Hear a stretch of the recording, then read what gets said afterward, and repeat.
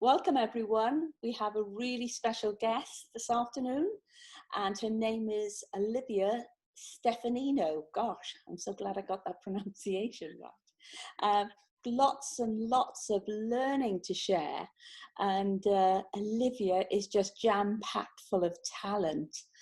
She's a coach, she's a mentor, she's an editor, she's a writer, she's written 2 books. She's her book around money types and guides. It's really about personality types, and then she talks about being your own guru. So she's going to have lots and lots to share with us. But I was just saying to Olivia that this channel is all about who are you really that got you to doing what you're doing.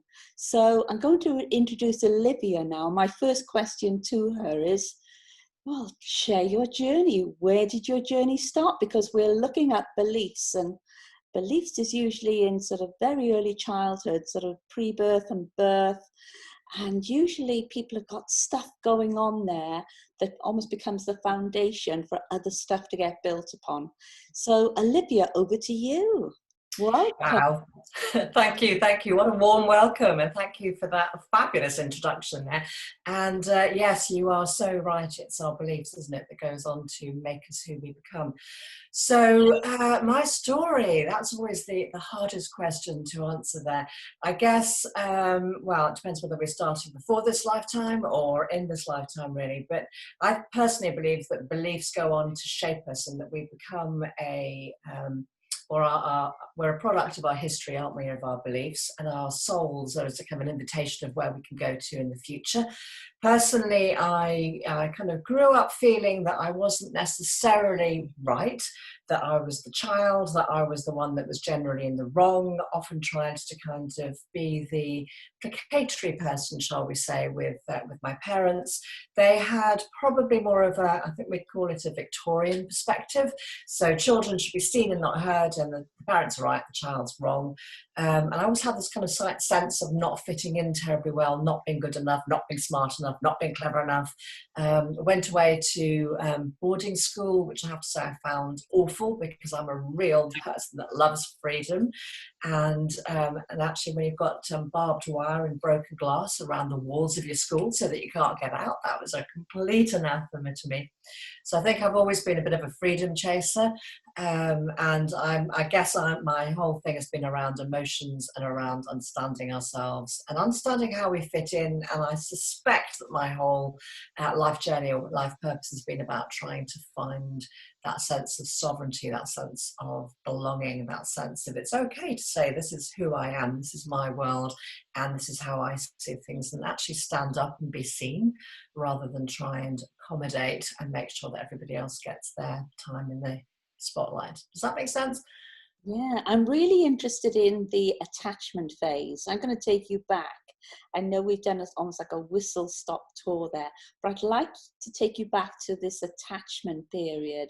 How were you at developing attachments with your mum, your primary caregiver? What was that all about?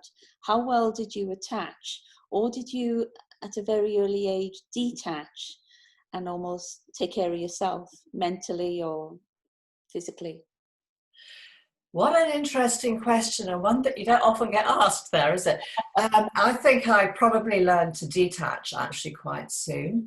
And I think my parents, and certainly my mother's sort of view would be, if a child is crying, then let them cry because that's what you do. So I think I probably had to become fairly self-governing or self kind of soothing quite early on. I've always felt actually in some way of being kind of almost not an old soul, but kind of being older than my physicality was, if that makes sense. So I think I probably, in your terminology, sort of detached pretty early on and had to be pretty independent, pretty much in control of myself or not in control of myself, or feeling horribly out of control of myself, but not thinking that there was somebody that was going to come to the rescue. So I was going to have to be fairly sort of self-determining, which kind of makes the world sometimes feel a bit of a scary place because it's like everybody else fits in and belongs. I think for a long time I felt that I was almost like on the outside of the goldfish bowl, looking in, wondering why I didn't fit in, why what was wrong with me, if that makes sense. So I never felt that there was something absolutely right with me, like a lot of people feel. It kind of always felt the opposite. So there was a bit of that apologizing in a way, trying to make myself fit in. Does that make sense? Yeah, because of all the research that I've done with child development, I would say 99 point whatever percent, yeah, of entrepreneurs detach at a very, very early age and recognize if it's going to be done, it's going to be done by them, and they get on and do it. Yeah. But it's been really interesting recently going back into child development research to discover when children cry themselves to sleep, they're actually in pain and they're crying through the pain and give up thinking they're going to be picked up and go to sleep in pain, which in some ways is not very nice, is it? You know, when you look at it in those terms. It's a harsh world, isn't it? And maybe there was some parenting belief that said, you know, better that you get used to being in a harsh world and that you become self-determining. I think what it often leads on to is becoming almost overly responsible. So you feel responsible for everybody else's happiness. You better make sure that everybody else is feeling okay, because if you don't, you may not survive. So your survival then comes down to how everybody else is, how they're feeling, how they're behaving. You become, or I certainly became, kind of hyper vigilant. So I sort of understood exactly what people were thinking, and maybe that actually also honed my intuitive abilities as well, so that what people were saying and what they were actually feeling don't always match, but I had that uncanny ability of being able to pick it up. So that was probably one of the gifts that came from it. But I think it left me feeling that there was something wrong with me, not good enough. Especially, you know, what's wrong with me that my mother wouldn't want to pick me up. Why would you want to leave a child crying? So as an adult, we might say, oh, actually, we can logically give some rationale for that. But as a child, I'm not sure that we do that at all. I think we just think, oh, scary, world's not safe. Better make sure I look out for myself.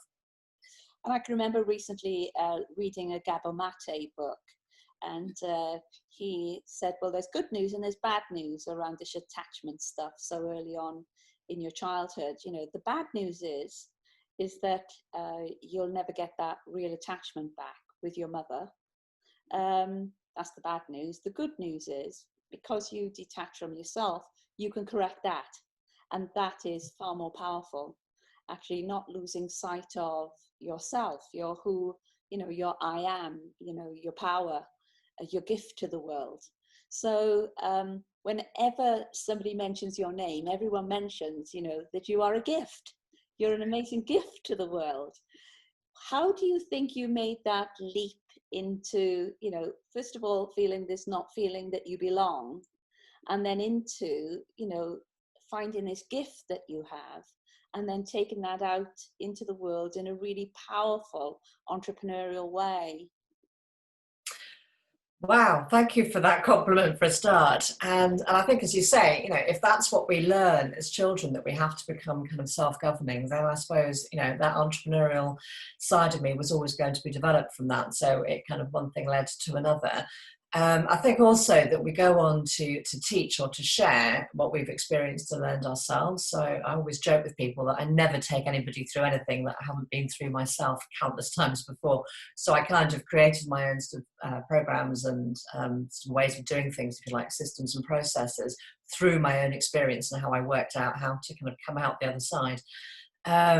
So yeah, I think that's just sort of how it comes about, really. It's just understanding what's going on within all of us at a deep, deep level. And I wonder whether we also come in as souls that kind of know what we're here to do. And if I hadn't had all of those experiences when I was younger, then I wouldn't have been able to learn my way around them. I wouldn't have come through that. You know, when in 2008, I nearly went bankrupt, very, very close to going bankrupt. And the pain, the humiliation, the shame around that was absolutely hideous. But I had to find my own way around it. And the only thing that stopped me going bankrupt actually was that you have to have I think it was sort of £500 at the time to declare yourself bankrupt. Well, I didn't have £500. I remember thinking, if I had £500, I wouldn't need to go bankrupt, would I? So I can't even afford to go bankrupt. How mad is that? So then I had to find my way around that and understand how I got myself into that. And of course, it's all around that self-belief. It's all around whether we think we're deserving, etc., etc. And in doing all of that, out of that kind of came my understanding around the money types, around all sorts of different things. And I've been great, by the way, at helping other people to become really successful in terms of finance, just not so good at it myself. So it was my own blocks that had been kind of blocking me from becoming who I kind of felt that I could be. But I look back now and think, isn't that wonderful? Because now, as we're going through this kind of pandemic time, now I really, really understand how people feel, because I've been there myself. And I know the steps that we need to take in order to get from where we might have been to where we can go. So all of this becomes a gift when we look in hindsight. At the time, it feels pretty unpleasant, and something that we want to get through as fast as possible. But hindsight's a wonderful thing. And I think if we could look down from our soul selves, we'd see that we're actually kind of going, yay, our souls are so happy that we're getting to have all these experiences and to learn. Our egos and our personalities might be feeling really uncomfortable with it, but it's all grist to the mill. It's all what we're here to do. So when did you start digging into your psyche to explore, in some ways repairing stuff that had happened? At what age were you where you started doing that? Did you do any formal qualifications, or did you do any sort of, I'm going away to find myself? What did you do to actually step into that, finding out who you were? I think the trouble with going away to find yourself is wherever you go, you always are. So you always go with you, don't you? I think I'd always been fascinated as a child. And I remember staying with an aunt, actually. And on her bookshelf, she had all these amazing books about sort of Russian scientists and energy and all sorts of things. And I just couldn't help myself reading these books and devouring them, because it kind of really resonated with me. So that really kind of got me on that path. And I now have bookshelves upon bookshelves stashed with all sorts of things, from energy healing through to emotions, through to all sorts of other bits and pieces. I trained as a journalist, actually, probably because we're great at being able to ask the questions, and you're great at interviewing, by the way. But also, I kind of wanted to learn and explore more about people, about what makes people tick, what makes some people succeed while others fall by the wayside. But I also managed to swap some advertising space as well for training in counselling, and also in NLP and timeline therapy and hypnotherapy, and I've just gone down all sorts of different paths. So I'm a bit eclectic like that. I like to take those bits that kind of resonate, but I do think they're almost hooks that we hang our credibility on. Actually, in each session that I ever have with somebody, it's about being focused and almost taking that kind of outer, that inner guidance, whichever way you like to look at it, and kind of pulling that through into that session. And maybe that's a combination of our experience, our own experience from childhood. Maybe it's a soul channeling, who knows what it is, but it's not for me, it's more about the outcomes. Is that person better off as a result of the work that we've done together? And if we have, then that becomes its own sort of result and success. So you've written 2 books. One of them was Be Your Own Guru. So was that before or after the money types? Be Your Own Guru was the first book that I wrote. I love the definition of guru, which comes from Sanskrit, of gu meaning dark, ru meaning light, and a guru is somebody who takes you from the dark to the light. And if you're your own guru, isn't that cool? If you're your own guru, then you're actually doing your own sort of exploration into yourself. It's the inner journey, isn't it? Not the outer. And to go back to your previous question, I remember asking my mother, as a child, actually, tell me about a placebo. What is a placebo? And she explained that, placebo is something that you have in the kind of experiments which are kind of useless. There's nothing that's going on there. It's just the mind. It's auto-suggestion. I remember thinking, wow, that's just amazing. You can do that with the power of the mind. Why aren't we exploring that? And of course we are nowadays, but that was something that made me think, there's a lot to the mind. There's a lot to who we are and what we can create on the outer. And how old were you when you did that? I was thinking about that. I must have been probably 11. Right. It was just one of those questions. I can't remember what it was I was reading, but it just made sense to me that who we are is going to affect how we see the world. The collection of stories that we tell ourselves is going to affect how we see the world. How we see the world is going to reflect how we experience the world. And I personally have come to think also that money is one of those fabulous teachers, probably hidden in plain sight. It's a mirror. It reflects back to us how we feel about ourselves. And I was always terrified of money because I never had any. But now I see it as almost as a medium through which we can understand ourselves and other people. And it's never about the money. It's always about those beliefs that we have on the inside. What led you to write the book, Be Your Own Guru? What led me to write it actually was being invited by a publisher to do so, because I'd always wanted to write a book. I mean, how amazing would it be to be invited to write a book? And I had, in fact, it was actually a publisher who really liked the name, because that was the name of my company in the program that I was running with companies at the time. And so my publisher said, wow, that would be a great name for a book. Do you want to put a proposal together? So you think I'd be really excited about that. And actually what I felt was this enormous rage that came up at the idea of putting a proposal together. And I think now it was because there was a lot of me invested in, wow, wouldn't it be amazing to be an author? And what happens if I don't get the opportunity to do that? What happens if it's not good enough, if the proposal isn't good enough? So I was almost blocking it. And actually, you know, I'm sure we all know how we block things out of fear of disappointment. So that was another lesson that I got to learn. But I overrode it, came up with it, got the proposal together, and got the invitation to put that book together as well. So that was cool. So what feedback have you had from that book? Well, that book, because books are never going to kind of be your end destiny, are they? What they are is almost like an upmarket calling card. So the feedback I've had from that book has been great. And I've been invited to go and to speak at various organisations, or people have contacted me, said, can you help me in the same way that you help the people in the book? Because I write about true stories in the book. But it then kind of leads you on a different path to different things. So I'm delighted and honoured that I've actually had some really positive feedback from it. I think some people get a bit kind of, whoa, it's a bit weird, isn't it? Because it goes into a lot of the emotional stuff and about relationships. Personally, I think that relationships are life, really, isn't it? I mean, all companies come to, you know, succeed or not according to the relationships that we have with ourselves, with the people that we work with our clients, with our customers, and actually with the community that we're in as well. So relationships for me are key, and it is a book really about the relationship that we have with ourselves. So what happened after that book then, between that book and then writing The Money Times? What happened was I went through the 2008, nearly going kind of bankrupt around that time. Subsequent to that, I met someone who is actually now my husband, who is a financial planner. And he is all about the lifestyle as opposed to just the accumulation of money.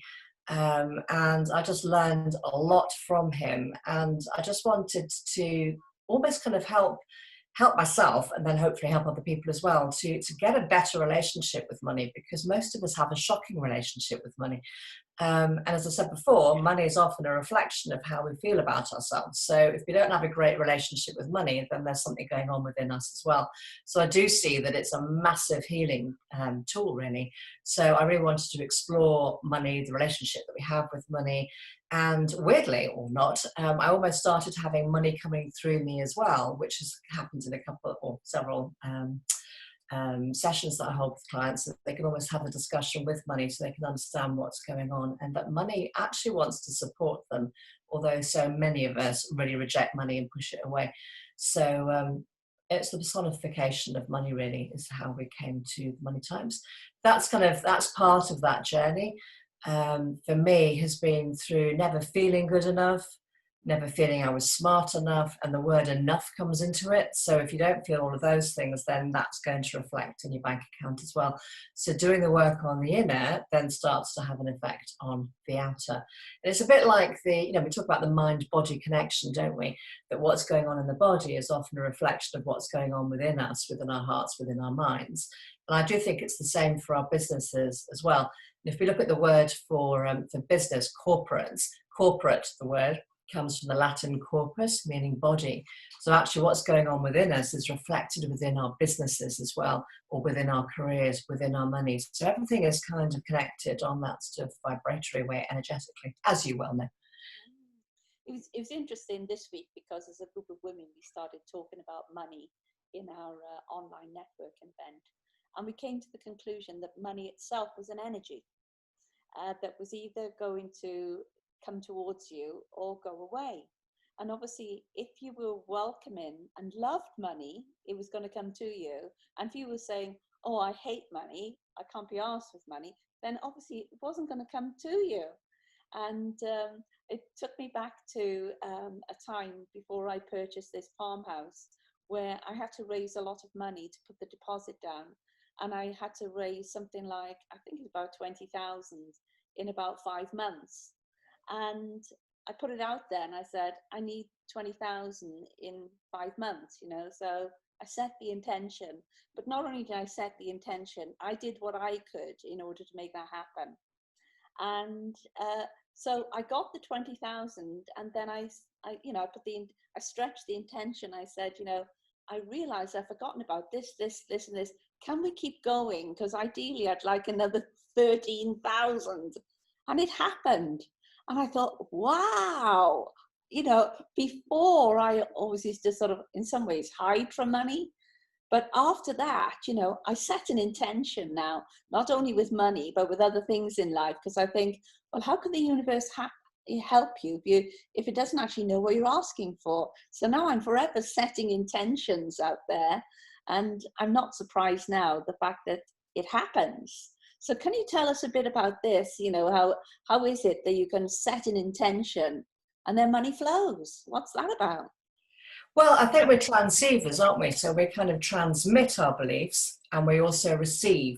So as transceivers, what we're doing is we're giving out a vibration according to what we believe. And often what we think we believe and what we actually believe are two different things. So there was, the book The Secret, wasn't there? And that was fantastic in as far as it goes. So the idea that we can just think, I want a red Mercedes, and keep thinking of that, well, that's great. But what's the base note? What's your actual belief? Because often there is a belief that might be hidden in our subconscious, which could be a soul belief. It could be a belief, as you say, from childhood, that if we have a base note that's saying, I'm not good enough, I don't deserve to have enough, then that's what we're actually constantly transmitting with an occasional blip of, oh, I'd like a red Mercedes. So it is about getting that kind of congruity really between who we are on the inner and what we're looking to achieve on the outer. And I do think it's actually about creating 5 wins really: a win for ourselves, a win for those people that are around us, a win for our businesses or people that we work with, a win for our community, and a win for humanity. And if we're looking to to create on that level, that it's not just about us and our kind of ego needs, but actually on that kind of more sort of heart-based side of things, then we're going to be creating a higher vibration, which is going to help us attract and money to step in and the universe to step in, so that we're actually creating on that kind of win-win basis. So when it's just about us and our ego needs that isn't serving other people as well as serving ourselves, then we're at a much lower vibration. And I think sometimes we have to kind of get to that place as well of dropping all those stories that things aren't good enough, or the relationships weren't good enough, or this wasn't right, or playing the victim. And I do sense that actually we are totally kind of in our hearts, we have that beautiful bright light that just shines out and is pure and can connect and attract anything immediately. It's not about learning more and stuffing more in. It's actually about dropping everything that we're not, so that we just get to shine that light out more in a kind of more constant fashion. So for me, that's what the attraction's about. Does that resonate for you? Yes, it does. Can you tell us about these different money types? So how many different types of people are there when you can start delving into money? Well, what I've created is it's a kind of an emotional profiling system, and you can go and find out which your primary money type is on my website, and the combination as well. And it's all for free. And there are 6 primary money types, which I'll explain in a moment, but actually it's the combination of them that makes it unique for you. So it's how they play out. But we start with the pharaoh, and the pharaoh is the one that is the leader. It's the one that sets the boundaries. It's the one that decides how things are going to be in Cheryl Land. And if you think about the pharaohs of old, if there was sufficient corn or even kind of too much corn, what they would do is they would store it for the next 7 years. So if there was famine, there was still enough for the people, even if the people were saying, but we want donuts now. No, the pharaohs made those decisions that were kind of in that longer term sort of planning. There's also a shadow side to each of them as well. And the shadow side of the pharaoh can be a bit narcissistic, or can be a bit my way or the highway, sort of, I matter, you don't. So we have to make sure that we're able to be in that light side. And so often we've all had experience of those narcissistic pharaohs that we think, oh, I don't want to be that. So we actually push away our own sovereignty. So it's really important, as far as I'm concerned, that we develop into that pharaoh. We then have the magician. The magician is the one you were talking about before, that kind of entrepreneur, the visionary, the one who spots opportunities, who can see how things could be and the possibilities. And its shadow side, it can be that it starts lots and lots of things, but never quite finishes them off. And often magicians have such a clear idea of how things are that they never explain them terribly well. And so other people can feel that they're a bit flaky because they never actually show every step of the way. We then also have the jokers. The jokers are those ones who are great at connecting people and ideas, and they love to have a good time, and they're very colourful. I love that beautiful pink that you have there. So there's that beautiful kind of connection, and they're all about the present moment and having fun. We then also have the angels. The angels like to serve other people. They like to make sure that the world can be that better place. They look after others. Often in the shadow side, though, the angels can keep giving and giving and giving, thinking that that's going to kind of buy them, if you like, some sort of connectivity with other people. But often they can find themselves taken for a ride, or even that they're giving and they don't have enough left to look after themselves, and then they become someone else's problem. So then we go down to the fifth one, which is, and they're all equally important, but the fifth one in my system there is the architects. And the architects are the people who love that system and process and flow and that logic and making sure that you're laughing, I can see that. The architect fits for you. And they like there to be kind of a beginning and an end, and to know how things fit and how to make everything to fit together so it's sustainable and repeatable. The downside of the architect can be that they can be so focused on the detail that they miss the bigger picture. They can be a bit perfectionist and kind of nitpicky, and pour rain on other people's parades, because they're looking at the detail of why things might not work, as opposed to the magician that's going, yay, we can go off and do this. And then we have the prisoner. And the prisoner is the one that's kind of stuck, often ends up feeling like the victim. Doesn't make any difference. Whatever I do, I should always be stuck. But the flip side of the prisoner is the liberator, who can actually spot what isn't working and make a decision to do something about it and to turn it around. They're often very good union leaders or representatives or advocates. So they all then play with each other. So if you've got somebody who's high magician and high architect, they can often run very powerful organizations, because there's the vision, but also the ability to put it into place, the framework that's going to make that vision happen. And then it plays out interestingly with couples as well, because you can have somebody who's high magician or high joker with an architect or a prisoner, and you can find that one's pouring cold water on the other, rather than often sort of working on a way to see how we can both succeed together. So it's interesting how it plays out for us personally, but also how it plays out in relationships and work relationships as well, and with clients and customers too. So when somebody finds out what their type is, what's the next step? Well, the next step on my website again, or indeed in the book, you'll find lots of information about how to play to your strengths when it comes to your career, how to play to your strengths when it comes to relationships, how to avoid the pitfalls that you might easily fall into if you don't know how the shadow side can play out for you. And also, I find it really helpful in sessions and with couples as well. It's much easier to say, it's your architect that's playing out here, that's butting up against your joker, as opposed to, you're just being really difficult, aren't you? So it takes the sting out of it, but helps us to understand things, a bit like personifying money, really. So there's lots of information there and lots of ways of being able to apply it. So actually, I don't think that knowledge is power. I think knowledge applied is power. So if we can apply that knowledge and apply it to our own situations, then we get to understand. When we understand, then we can do something about it and make changes. So what's next for Olivia then, after the Money Types book is out there? What's next for Olivia?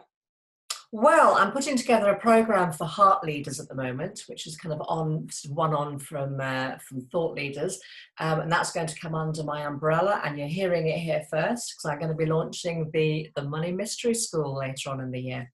So that's going to be about the mysteries of money. Wow, money's such a mystery, but also about what money has to teach us about the deeper mysteries of life as well. What will that do for people? Well, that's a very good question. What will that do for people? It's going to help us understand ourselves and each other at a much, much deeper level than before.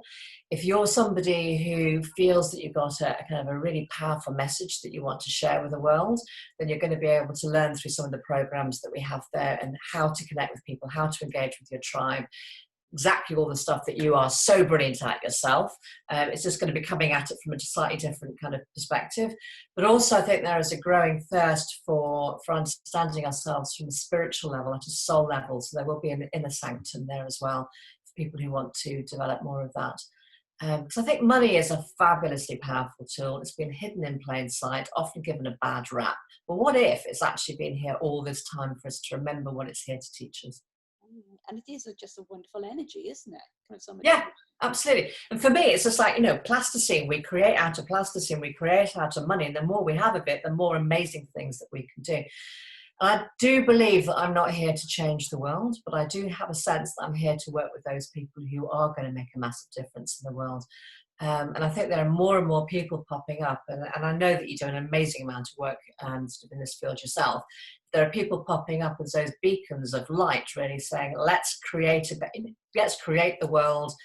Because if we're making the world according to our thoughts, then we can actually kind of project that as well. Not in a sort of a cult kind of way, but in a way we've all got a blueprint, haven't we, of how things could be, of that, and it's based on sort of that love and connection. So if we can start to get that more out there and get that more accepted, I think we can make this a really interesting time to be alive. I love that saying that Oprah Winfrey says when she says, when she starts talking about money, she said, money has never changed me. She said, there are just times when I can buy more expensive shoes. And who doesn't want to buy more expensive shoes, right? So if I was to ask you, what is your top tip when it comes to money? If somebody's starting off a business or running a business, in these weird times at the moment, what would be your top tip to them? That's a great question. I think the first tip probably would be, or my best tip would be actually to make friends with money, to realize that money is going to be the lifeblood of your business, to put money first. And we're so often taught that, only ugly people put money first, or, don't talk about the money. It's not the thing to do. But if we don't look after money, which is part of the purpose of business anyway, then it can't look after us. So if we put money at the heart of it, knowing that money is going to serve us by helping us do our work and get our message out there, then we completely flip it on its head, rather than feeling, oh, nice people don't talk about money, nice people don't ask about money. Let's get lots of money flowing into your business, because then you can do something amazing with it and you can help more people. And money can be a magical measure of how many people you're actually able to help and to serve. Lovely. Well, thank you so much for giving up your time this afternoon. I've learned loads, and I can't wait to get in between now, because I know I'm an architect when it comes to money.